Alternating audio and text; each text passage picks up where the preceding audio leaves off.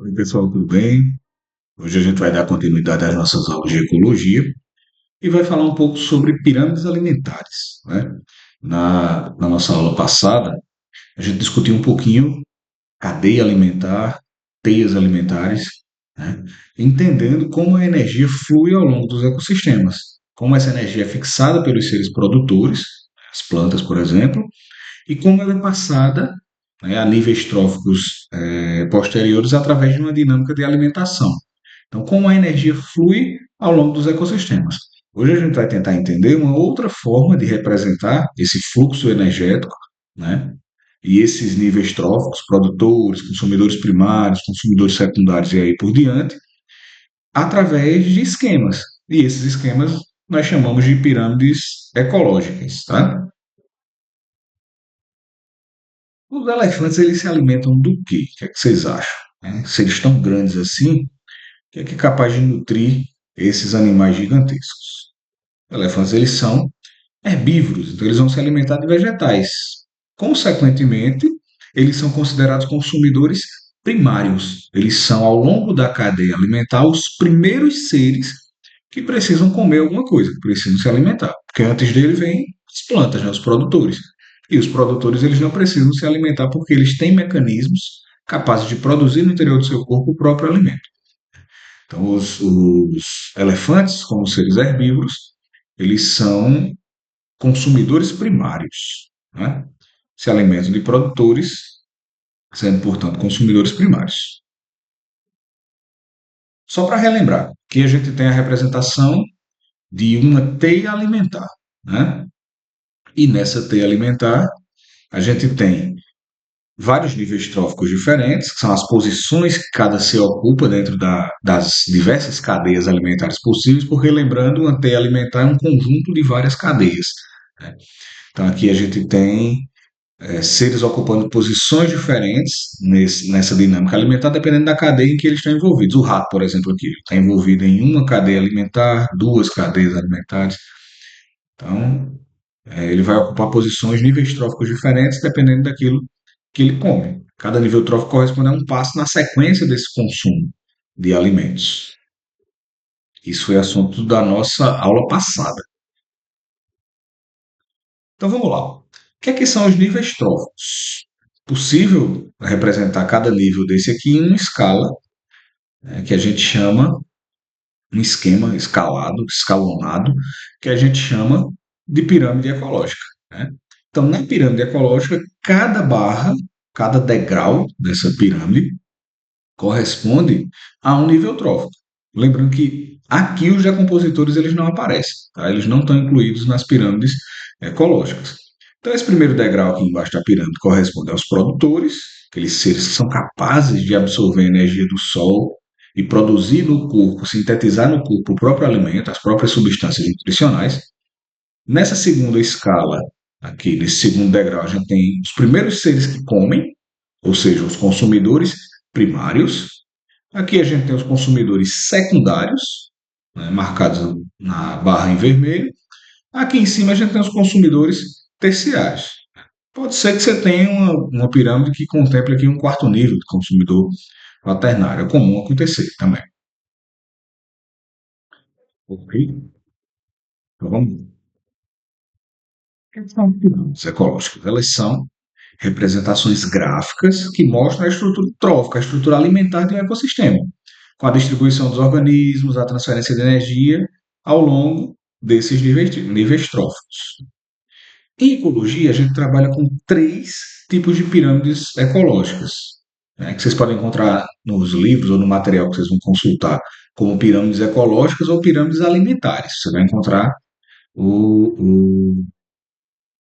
esses termos diferentes aí.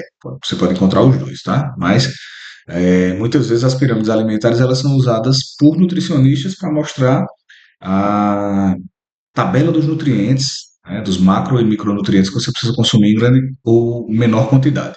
Aqui a gente está falando de pirâmides ecológicas. E existem três tipos dessas pirâmides: a pirâmide de número, a pirâmide de biomassa e a pirâmide de energia. Cada uma delas ela serve para te passar um tipo de informação específica sobre aquela dinâmica de alimentação naquele ecossistema. tá? E a gente vai estudar cada uma delas em separado para que vocês consigam entender a diferença de cada um. Então vamos começar com a pirâmide de número. As pirâmides de número, elas vão me indicar apenas a quantidade de seres presentes ali naquele extrato do ecossistema que eu estou estudando. Então essa pirâmide de números, ela é uma pirâmide de quantificação. Ela vai me dizer um número simplesmente e nenhuma outra informação. Então a base da pirâmide ela é formada pelos produtores. Nesse exemplo aqui a gente tem 1.000 plantas, 1.000 unidades de uma determinada planta, né? E os níveis sucessivos, né, que vão se sucedendo aqui, vão sendo os consumidores: consumidor primário, consumidor secundário. Então, essa pirâmide ela tem três níveis tróficos: produtor, consumidor primário, consumidor secundário. E aí aqui a gente tem 200 lagartas, né, que são consumidores primários. Então, eu tenho 1.000 unidades de plantas servindo para o consumo de 200 lagartas, servindo para alimentar 200 lagartas. E essas 200 lagartas, que são consumidores primários, por sua vez, servem para alimentar 20 aves, que são os consumidores secundários. Então, aqui eu tenho nada mais, nada menos que um número me informando a quantidade de cada um desses seres naquele extrato do ecossistema que eu estou analisando. Então, em cada nível da cadeia alimentar, você tem dissipação de energia e de matéria, né? A gente não fala de perda, mas de dissipação, porque a energia não se cria nem se destrói. Ela se dissipa, ela vira um outro tipo de energia.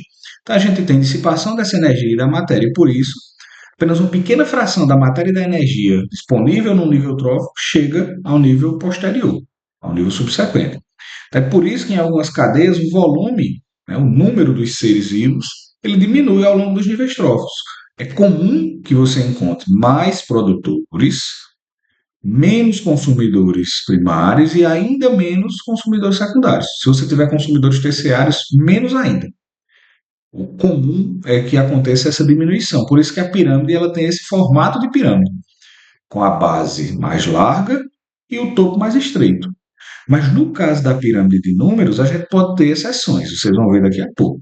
Então, um exemplo aqui de outra pirâmide de números, né? Você tem 5.000 pés de capim, servindo para alimentar 700 gafanhotos, e esses 700 gafanhotos servindo para alimentar 50 pássaros, né? Milhares de pés de capim vão sustentar centenas de gafanhotos, que vão sustentar dezenas de pássaros. Essa pirâmide vai se afunilando e a quantidade de indivíduos em cada nível trófico tende a diminuir. É outro exemplo, uma pirâmide de número no ambiente aquático. Então, você tem 80.000 algas, né, milhares de algas microscópicas, servindo para alimentar 800 crustáceos, que por sua vez servem para alimentar 50 peixes. Mesmo padrão que a gente encontrou na pirâmide anterior. Pode acontecer o inverso também. Olha que interessante nesse caso. Em alguns casos, a base ela é menor que o ápice. Principalmente quando eu estou tratando de organismos com tamanhos muito diferentes, muito discrepantes. Aí eu vou dar um exemplo aqui. Ó. Eu tenho uma árvore, só um. Então, a base da minha pirâmide alimentar ela sempre começa com um produtor, né? O produtor não é árvore, mas eu só tenho uma árvore. Mas nessa árvore vivem 500 pulgões que se alimentam da seiva dessa árvore. Ela é grande o suficiente, apesar de ser um organismo, ela é grande o suficiente para sustentar 500 pulgões. E esses 500 pulgões, eles têm, vivendo em seu interior, parasitas, né? Protozoários. Então, no intestino desses pulgões vivem cerca de 30.000 protozoários, se alimentando, né, dos conteúdos internos desses pulgões, parasitando esses pulgões. Aqui eu tenho uma pirâmide invertida. Eu tenho uma pirâmide de número que me mostra a quantidade de seres em um determinado ecossistema que eu estou estudando, e essa pirâmide aparece invertida. Uma árvore sustenta vários pulgões que são parasitados por um número ainda maior de protozoários. Então, atento para isso. A pirâmide de número ela pode aparecer invertida. Tem situações em que a pirâmide de número aparece invertida. Um outro exemplo de pirâmide aqui com inversão. Inversão na base, né? É o seguinte: eu tenho duas árvores e essas duas árvores, né, elas são habitadas por 1.000 insetos. E esses 1.000 insetos servem de alimento para 10 pássaros. Então, é como se eu tivesse uma pirâmide sem padrão. Base estreita, o meio dela é um pouco maior e o ápice se estreita novamente. Tá? Então, é um caso em que eu tenho base e ápice da pirâmide mais estreitos do que o seu centro. Tá? Quando poucas árvores fornecem alimento suficiente para uma grande quantidade de insetos e esses insetos sustentam um número menor de pássaros. É esse exemplo que a gente tem aqui na pirâmide de número. Então perceba como não existe um padrão, né, para as pirâmides de número. Elas podem ser pirâmides normais, com base alargada e o topo estreito, mas podem ser pirâmides invertidas ou pirâmides com centro maior. Não tem padrão. Porque o que é que eu estou informando aqui nessa pirâmide? Quantidade de indivíduos. E essa quantidade de indivíduos é variável dependendo do tipo de ecossistema que eu estou analisando e dependendo do cenário específico que eu estou analisando.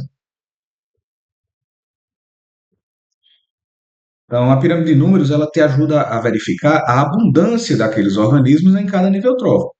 Mas essa abundância não considera o tamanho dos organismos, não considera a massa que esses organismos têm. Isso já é conteúdo para um segundo tipo de pirâmide que eu vou ter, que é a pirâmide de biomassa. Então, o que é que a pirâmide de biomassa vai medir? Ela vai medir a quantidade de matéria presente nos seres vivos, né, em cada nível trófico, num determinado momento do tempo. Não é que ela vai medir a quantidade de massa presente eternamente, é naquele recorte temporal, naquele momento. Então, quanto de biomassa existe naquele ecossistema naquele momento? Né? É isso que a pirâmide de biomassa vai medir. Então, as plantas elas correspondem a cerca de 80% de toda a massa viva do planeta Terra. De todos os seres vivos que a gente tem no planeta Terra, cerca de 80% da biomassa, da massa viva, corresponde aos vegetais. Então, a biomassa ela é expressa em peso C. Né? Você retira a água. Como a água não é matéria orgânica, então você desconsidera a água. Você mede biomassa em peso C, tá? Por unidade de área. Então, digamos que numa área eu tenho tantos gramas, tantos quilogramas, tantas toneladas de peso C. Né? Ou por volume também. Né? Num metro cúbico eu tenho tantos gramas, tantos quilos, tantas toneladas de biomassa em determinada área, em determinado volume. Então, como a gente representa uma pirâmide de biomassa? Né? Ela é representada pela quantidade total de biomassa presente em cada nível trófico. Aqui, por exemplo, eu tenho numa determinada região, né, numa quantidade de água. Você retirou lá uma quantidade de água e vai analisar aquele montante de água para ver a biomassa presente ali, um balde de água, por exemplo. Então você vai ter 500 gramas, aproximadamente, um balde de água é exagero, mas você pegou ali 1.000 litros de água, ou um volume de 1 metro quadrado, né? De uma área de 1 metro quadrado de água e foi analisando. Naquela área você tem 500 gramas de microalgas, você tem 100 gramas de pequenos crustáceos e 10 gramas de peixe, peixes pequenininhos. Então é a quantidade de massa viva. Agora a questão é, quantas algas são 500 gramas? Eu não sei. Eu não sei a quantidade de algas, eu sei a biomassa delas, porque quem me dá a quantidade é a pirâmide que a gente viu anteriormente, a pirâmide de número. Isso não é interesse da pirâmide de biomassa. Ela não vai me informar a quantidade. Né? Um outro exemplo aqui, ó, durante um ano, cerca de 8 toneladas de alfafa, que é um vegetal, né, servem para sustentar 1 tonelada de bezerros. E essa 1 tonelada de bezerros é capaz de alimentar um adolescente de 47 quilos no mesmo período.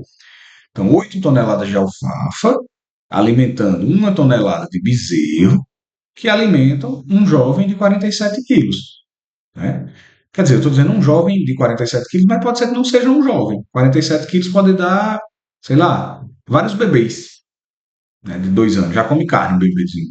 É uma criança de 2 anos. E aí eu não sei quantas crianças. Pode ser um adulto, pode ser um adolescente, pode ser é, várias crianças. O que eu tenho aqui é a massa desse indivíduo e não a quantidade. Né? Bezerro, 1 tonelada de bezerro, dão quantos bezerros? Eu não faço ideia, não. Sei lá quanto é que um bezerro pesa, se ele é recém-nascido, se ele é um bezerrinho maior, se ele é mais gordinho, se ele é mais leve, não sei. Eu sei que eu tenho 1 tonelada. E quantas unidades de alfafa eu vou ter em 8 toneladas? Também não faço a menor ideia. Lembra que a pirâmide ela vai obedecer a mesma sequência. Então, ela vai começar, apesar de ser de biomassa, ela também vai começar com o produtor, depois eu tenho o consumidor primário, depois eu tenho o consumidor secundário. Mesmo jeito, mesma sequência. Toda pirâmide ecológica ela sempre começa com o produtor na sua base, consumidor primário, consumidor secundário, você vai seguindo assim. Então a pirâmide que mostra, perdão, A pirâmide de biomassa, o interesse dela é mostrar a quantidade em peso seco da, da biomassa dos níveis tróficos daquele ecossistema. E a próxima pirâmide que a gente tem é a pirâmide de energia. A pirâmide de energia ela mostra a quantidade de calorias, a quantidade de energia disponível em cada nível trófico para ser transferido ao nível trófico seguinte. Né? Então, caloria é uma unidade de medida de energia. E é fundamental a gente entender que a energia ela flui através dos ecossistemas de produtor para consumidor primário, para consumidor secundário, sempre na mesma ordem. Não existe como você que se alimentou do feijão e do arroz devolver essa energia para o feijão e para o arroz. Essa energia não volta, ela sempre flui na mesma direção. Entende? Então ela sempre vai fluir do produtor para o consumidor primário, do consumidor primário para o consumidor secundário, do consumidor secundário para o terciário e assim por diante. Essa energia ela não faz o caminho de volta. É por isso que você nunca, jamais, em hipótese alguma, vai encontrar uma pirâmide de energia que apareça invertida. A energia não volta. Ela tende a se perder, a se dissipar ao longo do caminho. Então, ela começa maior na, na, na base da pirâmide, nos produtores, e à medida que ela vai avançando, essa energia ela vai diminuindo, se dissipando. Então, toda pirâmide de energia, ela sempre vai ter formato de pirâmide, com a base mais larga e o topo mais estreito, obrigatoriamente. Isso é regra. A energia, ela só flui num ecossistema de maneira unidirecional, em uma direção apenas. Certo? Então, nesse exemplo aqui, a gente tem, por exemplo, 36.380 calorias por ano de fitoplâncton sendo repassadas ao zooplâncton, que é o consumidor primário. Esse, por sua vez, ele gera 590 calorias, né, a cada metro quadrado por ano, que servem para alimentar consumidores secundários. Esses consumidores secundários, por sua vez, geram 40 calorias por metro quadrado ao ano. Então, perceba que a quantidade de calorias ao longo do caminho ela vai diminuindo consideravelmente, porque essa energia ela vai sendo dissipada. Né? Não é toda a energia do produtor, toda a energia da planta que vai estar disponível para o consumidor, porque a planta também vai gastar energia para viver. Então, digamos que ela pegou 100 unidades, vamos tratar a energia como unidade, ela pegou 100 calorias lá de energia, conseguiu converter 100 calorias de energia solar em energia química para si. Ela vai usar parte dessa energia dela para viver. Então, quando um animal se alimenta daquela planta, ele não vai pegar 100% da energia da planta, porque parte a própria planta já usou. Então, o que sobrou da energia da planta, das calorias da planta, é que vão estar disponíveis para o próximo nível trófico. Né? Então, o rato comeu a grama aqui. Ele não vai pegar 100% da energia da grama. Ele vai pegar a energia que restou na grama e que agora está presente no seu corpo. E parte dessa energia ele vai usar também. Ele não vai deixar disponível toda essa energia para o próximo nível trófico. O rato vai viver a vida dele. Então, quando esse rato ele é predado por uma cobra, por exemplo, a cobra não vai pegar toda a energia do rato, porque parte da energia do rato ele já usou para sobreviver. Então, o que resta dessa energia, num nível trófico, é passada adiante. Por isso que essa energia ela se dissipa e ela vai sempre diminuindo. Olha como uma pirâmide de energia. Ela sempre tem formato de pirâmide. Eu vou ter sempre mais energia nos produtores e menos energia à medida que essa dinâmica alimentar vai percorrendo seu caminho. Até que chega um limite, vai chegar num ponto em que a quantidade de energia disponível é tão pequena que nem vale a pena se alimentar daquele ser. Aquele ser é considerado um predador topo, ele encerra a cadeia alimentar. Né? Geralmente isso acontece nos consumidores quaternários. Por quê? Porque a energia já se dissipou tanto aqui, ó, já foi tanto dissipada, tanto emitida sob forma de calor, né, que a quantidade de energia que sobrou para os últimos níveis tróficos aqui foi pequena. São os chamados predadores topo. Tá? Então, cerca de 90% da energia é perdida sob forma de calor, na respiração, nas atividades metabólicas. O que resta para um nível trófico posterior é cerca de 10% da energia que foi produzida, que foi gerada, que foi assimilada no nível anterior. Então, 90% da energia das plantas vai ser usada aqui, vai ser dissipado. Só vai sobrar 10% dessa energia para os consumidores primários. Desses 10% que sobrou, né, desses 10%, 90% vão ser utilizados e vai sobrar o quê? 10% dos 10%. E assim sucessivamente. Então, essa energia ela vai diminuindo em escala até o momento em que eu tenho uma quantidade muito pequena de energia. Por isso, relembrando, reforçando, pirâmides de energia nunca aparecem invertidas. Pirâmides de energia, elas sempre têm o formato de pirâmide. Beleza? Então, essa aqui é a estrutura de uma pirâmide de energia. A energia da luz, assimilada pelos produtores, parte dessa energia é utilizada, o que sobra vem para os consumidores primários, que utilizam parte dessa energia, o que sobra vem para os consumidores secundários, depois para os terciários, depois para os quaternários. Tá? Então, a base da pirâmide são sempre os produtores. Esses produtores podem ser plantas, algas, algumas bactérias também são capazes de realizar fotossíntese, outras utilizam quimiossíntese, né? Mas elas são capazes de assimilar a energia do Sol e transformar essa energia em energia química. Aí depois a gente tem os consumidores primários, eles vão, são chamados também de herbívoros, então eles vão se alimentar das plantas, se alimentar dos produtores, ah, assimilando cerca de 10% apenas da energia obtida para converter essa energia em biomassa. Aí a gente tem os carnívoros ou onívoros, que são os consumidores secundários, como nós, por exemplo. Né? A gente também vai assimilar 10% da energia disponível nos consumidores secundários, nos consumidores primários. Aí você tem os consumidores terciários, né, que geralmente são carnívoros ou onívoros, e, por fim, os consumidores quaternários que podem aparecer. Lembrando para vocês não confundirem, ó, a gente tem níveis tróficos diferentes. O primeiro nível trófico é o nível dos produtores, tá? Aqui embaixo. Primeiro nível trófico, produtores. O segundo nível trófico é o nível dos consumidores primários. Eles são consumidores primários, mas eles ocupam a segunda posição nos níveis tróficos. Terceiro nível trófico, consumidores secundários. Eles são o terceiro degrau da pirâmide aqui. Cada degrauzinho da pirâmide é um nível trófico. Quarto nível trófico, consumidores terciários. Tá? Se você tivesse consumidores quaternários, eles seriam o quinto nível trófico dessa pirâmide. Tem pirâmide que vai ter, tem outras que não. Depende de quais seres você está querendo representar ali naquela pirâmide. Tá? Então, resumindo o conteúdo de hoje, a gente tem que existem três principais pirâmides ecológicas. Cada uma, né, tem as suas vantagens e desvantagens, cada uma ela tem um intuito de medição. Uma mede quantidade, uma mede peso vivo e outra mede disponibilidade de energia. A pirâmide de número vai medir a quantidade e a abundância dos seres em um determinado ecossistema. A pirâmide de biomassa mede a quantidade de massa viva presente ali naquele ecossistema, durante aquele determinado período de tempo em que eu estou analisando, né, o cenário. E a pirâmide de energia, ela me dá a quantidade de calorias disponíveis de um nível trófico para outro. As três são importantes. As três precisam ser utilizadas em análises ecológicas, porque cada uma me traz uma informação diferente. E analisando as três, eu consigo concluir mais acertadamente como funciona a dinâmica de alimentação nos ecossistemas naturais. Tá ok? É isso, pessoal. Essa foi a aula de hoje.